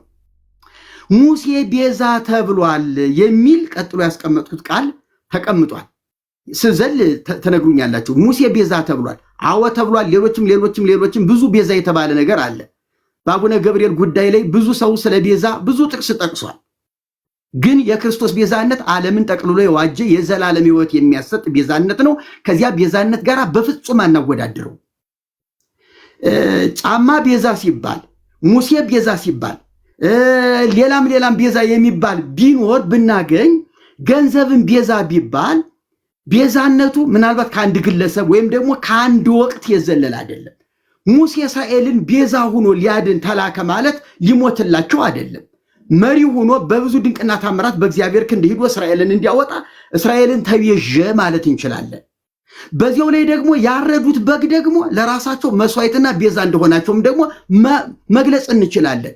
ያ ማለት ግን የአንድ ወቅት የአንድ ጊዜ የማይደገም በቃ ያለቀለት ማለት ነው። ከዚህ በኋላ የማይሰበክ የማይጻፍለትና ያ ነገር ድግግሞሽ የማይደረግበት የክርስቶስ ቤዛነት ግን ለአንዴና ለዘላለም ነው የሚለው። አንድን መስዋዕት በዘላለም ክህነት አቀረበ፣ በእግዚአብሔር ቀኝ ተቀመጠ፣ በቃ ያ ለዘላለም ስራ እየሰራ ይኖራል። የሙሴ ቤዛነት ለዘላለም አይደለም። ገንዘብ ለዘላለም ቤዛ አይሆንም። ምናልባት አንተ እስር ቤት ብትገባ እንደው ይቅርታ ግን እኔ እስር ቤት ብገባ ይህን ያህል ገንዘብ ብትከፍል ገንዘቡ ዋስ ይሆን ያህል ተያዥ ይሆናል ብባል ገንዘቡ ተከፍሎ እኔ ከስር ልወጣ እችላለሁ። ይሄ ማለት ገንዘብ የክርስቶስን ያህል ስፍራ ሊሰጠው ነው ማለት አይደለም። ቤዛ የምትለው ቃል አውዳዊ ትርጉም ሊኖራት ይገባል። የክርስቶስን ቤዛነት ስንናገር ድንግል ማርያም እኮ አሁን እናንተ ይሄም እኮ ቤዛ ተብሏል፣ ምን ይደንቃል ድንግል ማርያም ቤዛ ብትባል ልትሉኝ ነው። ድንግል ማርያም እኮ ቤዛዊተ ኩሉ ዓለም ነው የተባለችው እንዴ? ይሄ እኮ ትክክል አይደለም። ክርስቶስ ቤዛ ኩሉ ዓለም የተባለውን ያህል ድንግል ማርያም ቤዛዊተ ኩሉ ዓለም ተባለች። ይሄ ስህተት ነው። ድንግል ማርያም ቤዛ ብትባል እንኳን በአንድ ወቅት ለነበረችበት ለአንድ ጉዳይ ወይም ደግሞ የቃና ዘገሊላ ሰርግ ላይ ባደረገችው ምርጃ ለነዚያ ሰዎች እንዲያው ቤዛ ሆናቸዋለች ማለት እንችላለን። ከዚያ ያለፈ ግን ይሄ ቤዛነት የዘላለም ሆኖ ሊሰበክ አይችልም ነው የኛ ትምህርት። ሌላው እርዳታ ከፕሮቴስታንት እየተቀበልን የምንኖርና ይቅርታሽ 3 ደቂቃ አሉት። እሺ እንግዲህ ላሯሩጠው ከፕሮቴስታንት እርዳታ እንደምንቀበል ተነግሯል። እውነት ለመናገር አዎ እንቀበላለን። ሲመጣማ አንምረው እንቀበላለን። መኪና ቢሰጡን እንቀበላለን። ያ ማለት ግን የዓላማ ተካፋይነት አይደለም። ልንገርህ፣ የኢትዮጵያ ኦርቶዶክስ ተዋሕዶ ቤተክርስቲያን ልማት ኮሚሽን እርዳታውን ከየት ነው የምትሰበስበው? ከኦርቶዶክሳውያን ነው እንዴ? ከጀርመን ሉተራን እኮ ነው። ምስካየ ኅዙናን መድኃኔዓለም የተሰራው። እስኪ የሥራ ምዕት የቤተክርስቲያኒቱ ታሪክ መጽሐፍን አንብበው እስቲ። ምስካየ ኅዙናን መድኃኔዓለም ቤተክርስቲያን በሉተራን ገንዘብ እርዳታ እንደተሰራ ኦርቶዶክስ ሄዳ የምትሰግደው እኮ በሉተራን ገንዘብ የተሰራ ቤተክርስቲያንን እኮ ነው። ልማት ኮሚሽን ቤተክርስቲያኒቱ የእርዳታ ማስተባበሪያ አቋቁማ የምትቀበል ለየገዳማቱ የምታከፋፍለው እርዳታ ስንዴ የምታመጣው ከኖርዌይ ፕሮቴስታንት እኮ ነው። ከጀርመን ፕሮቴስታንት እኮ ነው። በደንብ እኮ ነው የምናውቀው። እና ቤተክርስቲያኒቱ ካሳየችን ምን ችግር አለ? እኛም እንቀበላለን። አይማድ ዶግማ አይታደስም፣ ከፈረሰ ምኑ ይታደሳል ተብያለሁ። ዶግማ አዎ ልክ ነው። ከፈረሰ ነው የሚታደስ፣ ካልፈረሰማ ምኑ ይታደሳል? ሲፈርስ እኮ ነው ችግር ሲፈጠር ሲበላሽ እኮ ነው ተሐድሶ የሚያስፈልገው። ላልፈረሰና ጤናማ ሆኖ ላለ ነገርማ ምንም ተሐድሶ አያስፈልገውምና አባባል ትንሽ ሚዛኑን ስቷል። ቤዛዊት ቅድም ከድንግል ማርያምና ከጌታ ጋር እያይዤ ተናግሬዋለሁኝ። እዚህ ላይ ብዙ ማብራራት አይጠበቅብኝም። መላእክት ጌታ አዳኝ መላእክትም አዳኝ ተብለዋል። መላእክት ተልከው ያድናሉ፣ ይራዳሉ፣ ይጠብቃሉ፣ ያግዛሉ። የክርስቶስ አዳኝነት ጋር አይነጻጸሩ እንዴ? ለምንድን ነው ክርስቶስን ከፍጡር ጋር የምታወዳድሩት? ወይም ደግሞ ፍጡራንን ከክርስቶስ ጋር እኩል የምታደርጓቸው ለምንድን ነው? ይሄ ትክክል አይደለም እኮ ነው እያልን ያለ ነው እኛ። ቤዛ ደም ብቻ ነው። በእርግጥ አዎ ደም ብቻ ነው። መስዋዕት አድርጎ የዘላለም መስዋዕት አድርጎ የተቀበለው ደሙን ነው። ሌላ ቤዛ በክርስቶስ ውስጥ እንኳን ብንመለከት በ33 ዓመት ቆይተው ቤዛ ደሙን እንቅፋት ሲመተው ሲወገው ደሙ ሲፈስ ቤዛ የሚሆነው የቀራንዮ ደም ብቻ እንደሆነ ነው የሚነገር። ራሷ ቤተክርስቲያኒቱ እንኳን በትርጓሜ ያስቀመጠችው የቀራንዮ ብቻ ነው መስዋዕት የሚሆነው እንጂ የክርስቶስ ሌላ ጊዜ ደሙ የፈሰሰው እንቅፋት የመተው እንኳን በስደቱ ጊዜ መስዋዕት አይሆንም እሱ። ስለዚህ ይሄንንም በደንብ ከቤተክርስቲያኒቱ ሊቃውንት ጋር እኮ መነጋገር ነው። ለሃይማኖት መከራከሪያ አይበቁም። አዎ ልክ ነው። አቡነ ጎርጎርዮስም በቤተክርስቲያን ታሪክ ጽፈውታል። በዚያ በክርክር ላይ እነ መላከ ብርሃን አድማሱም ጽፈውታል። ልክ ነው። ገድላት ድርሳናት ለክርክር አይበቁም። ስለማይበቁ ከደረጃ በታች ሁኑ። እንደ ወንጌል እኩል አይቆጠሩ። የወንጌል ያህል ክብር አይሰጣቸው። በቃ አንድ ሰው የመቀበልም ያለ መቀበልም መብት ይኑረው እነሱን እያልን ያለ ነው እኛ እንጂ ገድል እኮ አለ። በመጽሐፍ ቅዱስ ገድል አለ። በርካታ ገድላት እነ ኢዮብ እነ ሩት እነ ሌሎችም እኮ የታሪክ መጻሕፍቶች እኮ የነገስታት ታሪክ እኮ ገድላት ናቸው። የሐዋርያት ሥራ ራሱ እኮ ገድል ነው። የነ ጳውሎስን የነ ጴጥሮስን ወጣ ወረድ እኮ የሚተርክ ገድል ነው። ግን የኢየሱስ ክርስቶስን ክብር ነው የሚናገረው። የጳውሎስ ቃል ኪዳን የለውም። ሙተህ ይህን ያህል ትውልድ የሚል የለውም። በተቅማጥህ የሚል የለውም። በመቃብርህ የሚል የለውም። አየህ፣ የመጽሐፍ ቅዱስ ገድላት በሙሉ ክብራቸው እግዚአብሔር ነው። ስለዚህ ይህን ገድላት በሙሉ ወደፊትም የሚጻፉ ገድላት ይኖራሉ፣ የአባቶች ገድላት። እነዚህ ሁሉ ጌታን ያክብሩ። የእነዚህ ሰዎች ገድላት ሌላ ነገር አይኖራቸው ነው። አመሰግናለሁ። ይቅርታ ጨርሻለሁ። ከልብ አመሰግናለሁ መሪጌታ። ወደ ድምፀ ተሐድሶ ወደ ሀብትሽ እንሄዳለን። አለ ሀብትሽ? አዎ አለው። ግን ብርሃን ከቅድም ጀምሮ ቁጭ ብሎ ስላለ እሱ ይናገርና አጠቃላይውን ጠቅለል አድርጌ እኔ ይናገራለሁ። ለብርሃን ችግር የለውም። ብርሃን ደቂቃ እየቆጠረ ነው።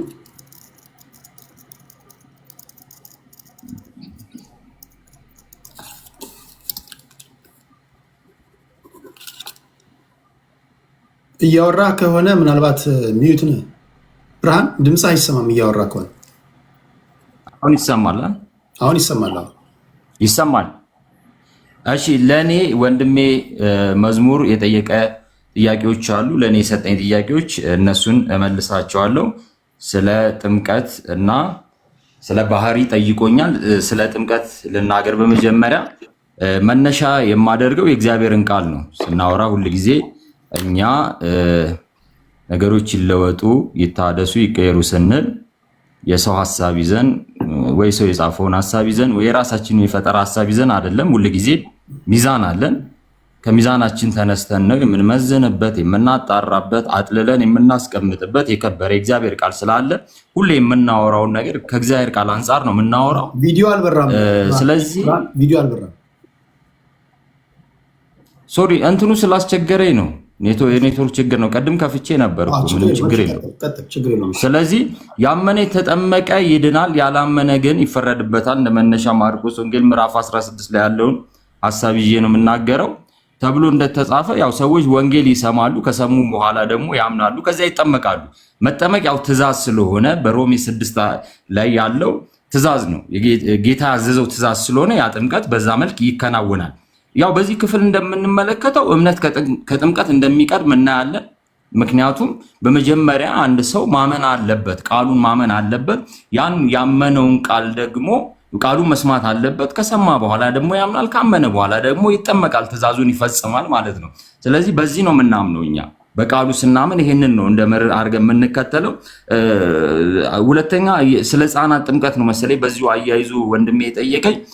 ሕፃናት ጥምቀት ላይ እንግዲህ በዚህ ቃል መሰረት ስንሄድ ቃሉን ተደግፈን ስንከተል ሕፃናትን በመጽሐፍ ቅዱስ ላይ አንድም ስፍራ አጠመቁ ወይም ተጠመቁ የሚል አናይም። አሁን በግምት ካልተናገርን በስተቀር ብዙ ሰዎች አንድ ላይ ስለተጠመቁ ሕፃናት እዛ ውስጥ አሉ እያልን የራሳችንን ግምት ልንሰጥ አንችልም። መጽሐፍ ቅዱስም ተደግፈን ግን ስንናገር አንድም ስፍራ ላይ ሕፃናት ተጠመቁ የሚል ቃል አናገኝም። መጽሐፍ ቅዱስ ግን የሚነግረን በመጀመሪያ አመኑ፣ ቃሉንም የሰሙት አመኑ፣ ካመኑ ተጠመቁ እያለ የሐዋርያት ሥራም ላይ ይህንኑ ሐሳብ ይነግረናል። ስለዚህ በዚህ መርህ መሰረት የሐዋርያት ሥራ መጽሐፍን ቃሉን የተቀበሉት ተጠመቁ፣ ነገር ግን እግዚአብሔር መንግስትና ስለ ኢየሱስ ክርስቶስ ስም እየሰበከላቸው ፊልጶስ ባመኑ ጊዜ ወንዶችም ሴቶችም ተጠመቁ ነው የሚለው። ባመኑ ጊዜ ተጠመቁ እያለ ነው የሚናገረው። ስለዚህ ጥምቀት በመጀመሪያ ከማመን ከመስማት ከዛ ከማመን ቀጥሎ መጠመቅ ነው። ስለዚህ ሕፃናትም እዚህ ስፍራ ላይ መጽሐፍ ቅዱስ ላይ ተጠመቁ የሚል ሐሳብ የለም። ስለ ጥምቀት ማዳን ደግሞ ጥምቀት ያድናል አያድንም በሚለው ላይ አሁንም ስለ ጥምቀት ጌታችን መድኃኒታችን ኢየሱስ ክርስቶስ እንደተናገረው አንድም ስፍራ ላይ እኔ ጥምቀት ያድናል የሚል ነገር አላየሁኝም። ምክንያቱም ጌታችን መድኃኒታችን ኢየሱስ ክርስቶስ ጥምቀት ቢያድን ኖሮ በመስቀል ላይ መሰቀልም አይጠበቅበትም ነበረ። ምክንያቱም መስቀል ላይ ያ ሁሉ ሰው ሆኖ ወደዚህ ምድር መጥቶ ራሱን መስዋዕት እስከማድረግ የደረሰበት የራሱ የማዳንን ስራ የሰራበት ስራ አለ። ሰው በዛ በኩል ያንን ሲያምን ይድናል። ጥምቀት ደግሞ ትእዛዝ ስለሆነ ጥምቀትን ይፈጽማል። ግን ጥምቀት የራሱ የሆነ ደግሞ በረከት አለው። ምክንያቱም በሮሜ ምዕራፍ 6 ላይ እንደተነገረው የጥምቀት በረከት አለ። ከእርሱ ጋር ሞቱን በሚመስል ሞት እንተባበራለን፣ ትንሳኤውን በሚመስል ትንሳኤ ደግሞ ተጠምቀን ስንወጣ በዛ የመተባበርን ስራ እንደምንሰራ ነው የሚናገረው። ስለዚህ ሕፃናት ማጥመቅ መጽሐፍ ቅዱስ አይደለም። በመጠመቅ ደግሞ ደህንነት የለም፣ በማመን ነው ደህንነት ያለው። ይህንን ነው የምናምነው። ሌላ ደግሞ ስለ ባህሪ የተጠየቀ ነገር አለ። አንድ አካል አንድ ባህሪ የሚለው ነው የምንቀበለው። ይሄ ነው እንግዲህ። ሁለት ጥያቄ ጠይቆኛል። በዚህ ቀሪ ነገር ካለ እንትን ማለት ይችላል። የሚጠይቁኝ ነገር ካለ ሁለቱን የጠየቀኝ ወንድሜ መዝሙር። በቃ ቴንክ ዩ። እሺ እንግዲህ የጠየቃችሁትን ጥያቄ አድምጠናል።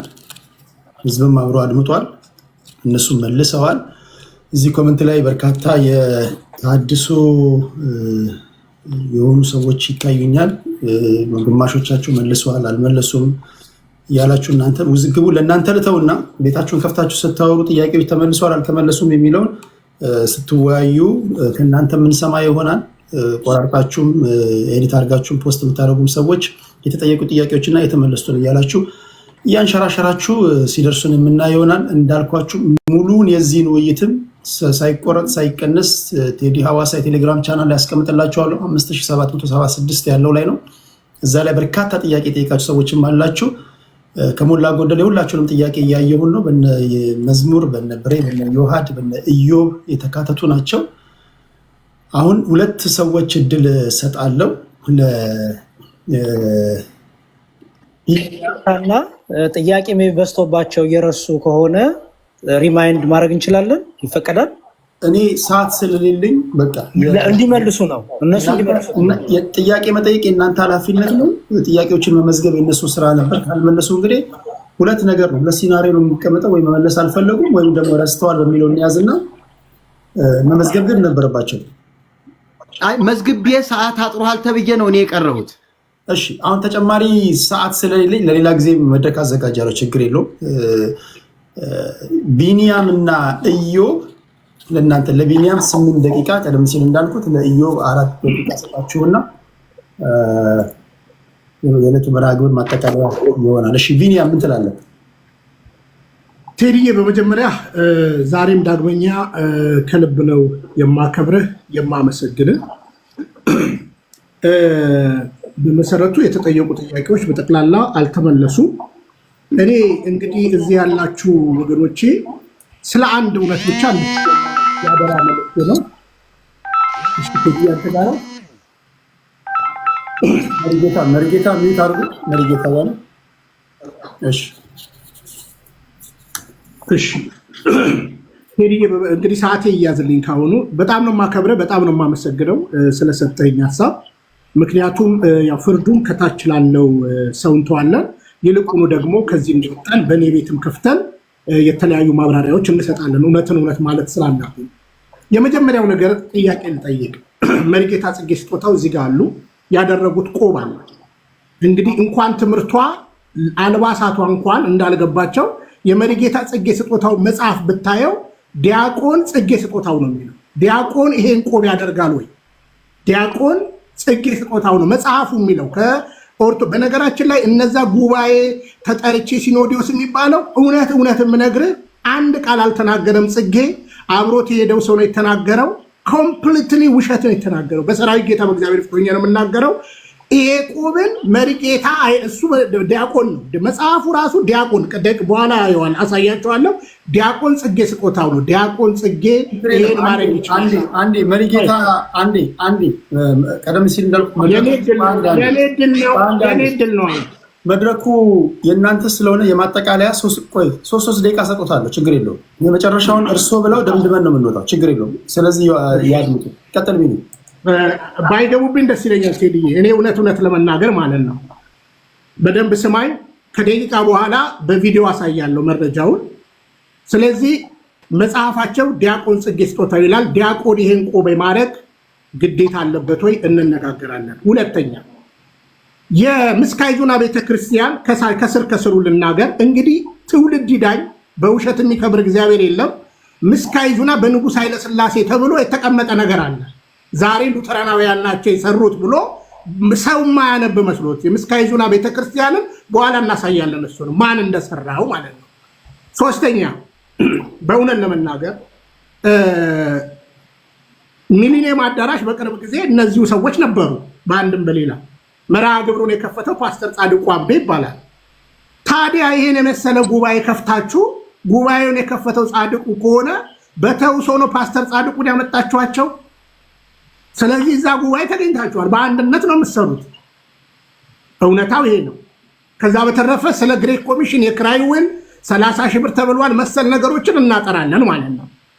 እንግዲህ ገድለ ተክለ ሃይማኖትን በዚህ ያክል ለመካድ የተሞከረበት ነገር ከዛ በኋላ የታረመበት ነገር ለራሱ ያስቀኛል ማለት ነው። ለምሳሌ መጽሐፍ ቅዱሳችን ላይ ገላትያ ምዕራፍ 6 ቁጥር 14 ላይ ሐዋርያው ቅዱስ ጳውሎስ ለዓለም ተሰቅያለሁ ይላል። ገድሉ በነገራችን ላይ እሳቸው እሱ እንደሚለው አይደለም። ባይደው ዲያቆን ጽጌ ስጦታው አቶ ጽጌ ስጦታው ምንለው አንደኛ መወገዝ እንግዲህ ለክብር ውግዘት ደርሷል አልደረሰም ራሱን የቻለ ጥያቄ ነው በእውነት ለመናገር ማለት ነው። አንድም መረጃ አልተሰጠም በዚህ ጉዳይ ላይ።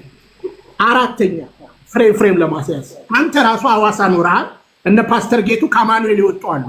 ከአማኑኤል ወጥተው አማኑኤል ብለው ቀጥታ ፕሮቴስታንት ነው የሆኑት። ናዝሬት አማኑኤሎች አዲስ አበባ የተለያዩ ሁለተኛው ቤት ክብር ታድሶ መድኃኔዓለም የሚባሉ የታድሶ ህብረቶች አሉ። ቀጥታ ሄደው የተጣበቁት ከፕሮቴስታንቱ ጋር። አሁን አሳዩን ላይሰንስ ስንል አንዱም ላይሰንስ አያሳየንም። በነገራችን ላይ ከ7 ዓመት ከ6 ዓመት በፊት ሁላችንም ፈቃዳችን የምናድሰው ከ7 ዓመት በፊት ሰላም ሚኒስቴር ነበር እያሳደስን ያለ። መጨረሻ ላይ አርብቶ አደሮች ተብሏል። ከዛ በኋላ ብዙዎቹ ካውንስሉ ጋር ገብቷል። ነገም ይህንን መረጃ በአደባባይ እናሳያለን። እርግጥ ካውንስሉ ጋር ካልተመዘገቡ ማለት ነው። በእውነትስ ለመናገር አሁን እነሱ ጀግና ከሆኑ እኔ ለምሳሌ ከአሴምብሊ ከወጣው በኋላ የኢትዮጵያ ፕሮቴስታንት ውስጥ ሆኜ ይሄው የእግዚአብሔር መንግስት እውነት የሚል ላይሰንስ አለን። እስቲ የሰላም ሚኒስቴር ላይሰንሳቸውን ያሳዩን የታደሰ እቤቴ ነው ምናምን ነገር በሚል ማለት ነው። ለምን ይዋሻሉ? ጀግና ከሆኑ ኩራት ካላቸው ላጥ አድርገው ማሳየት ነው። ደግሜ እናገራለሁ። እቺ ቤተክርስቲያን ዶግማዋ ጽኑ ነው። እንኳን እነዚህ ሰዎች ቤተክርስቲያኒትን የማያውቁ ቀርቶ ብፁዕ ቅዱስ አቡነ ማትያስ ቤተክርስቲያን ትታደስ ብለው መነሳት አይችሉም። አንዴ ተሰርታ ተቀምጣለች። ከዛ በተረፈ አባታችንም አሁን 10 ሚሊዮን ምናምን ብለው የሚዋሹት እነዚህ ሰዎች በአንድ ስብሰባ ላይ ሰዎች እንደፈቃዳቸው የውሸት መጽሐፍ እንደነዚህ አይነት ሰዎችም ያሳትማሉ። ስለዚህ መጽሐፍ ቅዱስ የሚታተሙ መጽሐፍቶች የግለሰብ መጽሐፍቶቻችን በአንድ ቦታ መታተም አለበት በሊቃውንቱ ጉባኤ አሉ እንጂ ሌላ ነገር አላሉም። በነገራችን ላይ እኛ ገድላት ላይ ያለን ጽኑ አቋም በግልጽ የምናገረው የሐዋርያት ስራ ነው። ቀጥሎ ደግሞ ገድላቶቻችን በእምነት የጸኑና የቀበቀቡ የአባቶቻችንን መርህ የምንከተልበት ነው። ስለዚህ እንግዲህ የፕራክቲካሊ የምነግርህ እኔ በደንብ አጥንቻለሁ። ከተሐድሶች ጋር በደንብ አውቃቸዋለሁ። ከዛ በተረፈ ግን አሁን 30 ሺህ ብር ግሬክ ኮሚሽን እየከፈልን አብዙቶብን 60 ሺህ ብር ተብሏል። ቁማር ነው። 1600 ብር ነበር የሚከፍሉት። በመረጃ በኋላ አሳያለሁ። ከነቤታቸው ጭምር ነው የማሳየው በኋላ ማለት ነው። አዳራሹ ጭምር የተከራዩት ጭምር። አሁን ቤዛ ሄደዋል። አሁን ደግሞ ሌላ ነገር እየተዘጋጀላቸው ነው። ስለዚህ ማንን ነው የሚያታልሉት ነው? ማንን ነው የሚያታልሉት? ስለዚህ በተነሳው ነገር ላይ ምስካይዙና እንግዲህ ቀዳማዊ ኃይለ ሥላሴ ሉተራናውያን ናቸው ብለው ደፍረዋል እነዚህ ሰዎች ማለት ነው። እሺ እየጨረስኩ ነው። ስለዚህ እውነታው ግልጽ ነገር ነው። ምናልባት ከደቂቃ በኋላም በኔ ቤት ገብቼ እሰራበታለሁ። በስተመጨረሻ ጽጌ ስጦታው የዛሬ 3 ዓመት 4 ዓመት ከኔ ጋር እርዳታ ሚስቱ ታማ ተሰብስቦለታል። እርግጥ አንድ መሰረታዊ ነገር ልናገር። ጽጌ ስጦታው የተሰበሰበለት ገንዘብ በኔ ዩቲዩብ ላይ አለ። እሱ በእውነት ሁሉም በፕሮቴስታንት አዳራሽ ሄደው ካልተዘፈቁ ካልተጠመቁ እኔ እቀጣለሁ። ስለዚህ ጽጌ ስጦታው ራሱ እሱም ሆነ ባለቤቱ HIV ብሎ እሱ ስላነሳ እኔ ልክፈልና ሁለቱም ባለቤቱንና እርሱን ወስጄ እኔ ከፍዬ ላስመርምራቸው። ምክንያቱም ዛሬም የሕክምና ልመና ላይ ያለው እኔ ነኝ ለምን ያሳከምኩት ሚስቱን። ይሄው መረጃ አለ፣ በኋላ አሳያለሁ በዩቲዩብ ላይ ማለት ነው። ስለዚህ በውሸት የሚከብር እግዚአብሔር አለ ወይ? በቃ ፕሮቴስታንት ውስጥ ግቡና እዛ ጋር ኑሩ። መሀል ሰፋሪ መሆን አይጠቅምም። ልክ እንደ ሌሎቹ ደግሞ ተማሩ። የመጡት ቀጥታ ለምሳሌ መጥተው እነ በጋሻው ሄደው ፕሮቴስታንት ጃፒ ጋር ገብተዋል። ሌሎቹም እንደነሱ ግቡ። መሀል ሰፋሪ ሆናችሁ ህዝቡን አታደናግሩ። ከዛ በተረፈ ግን እኔም ማምነው እናንተ ሃይማኖት ከሆናችሁ ተሐድሶ የሚባል ሃይማኖት ካላችሁ እሺ ጀግና ኮንክ የሰላም ሚኒስቴር ላይሰንስን አሳየ። የታደሰ የሰላም ሚኒስቴር ላይሰንስን አሳየ። ወፍ የለም ያለው ቅድም ስናገር ነበረ። ለአንዳንድ ጉዳይ ሰፈር እንዳንበጣበጥ ከካውንስሉ ፍቃድ እንወስዳለን። ወስዳሉልህ። ውለታውንም ደግሞ አትርሱ። ስለዚህ ቴዲዬ ከልብ ነው የማከብርህ፣ ከልብ ነው የማመሰግንህ። በውሸት የሚከብር እግዚአብሔር የለም። ጽጌ ዲያቆን ነበረ። እንግዲህ እሱ በጻፉ ላይ የጻፈው ይሄን ቆብ ዲያቆን ያደርጋል ወይ? አሁን ሌላው ምስካይ ዙናኒ ሌላ ትምህርታኒ ዲያቆን ነኝ ብሏል ራሱ። ዲያቆን የተለያየ ቆብ ነው በነገራችን ላይ የሚያደርገው ማለት ነው።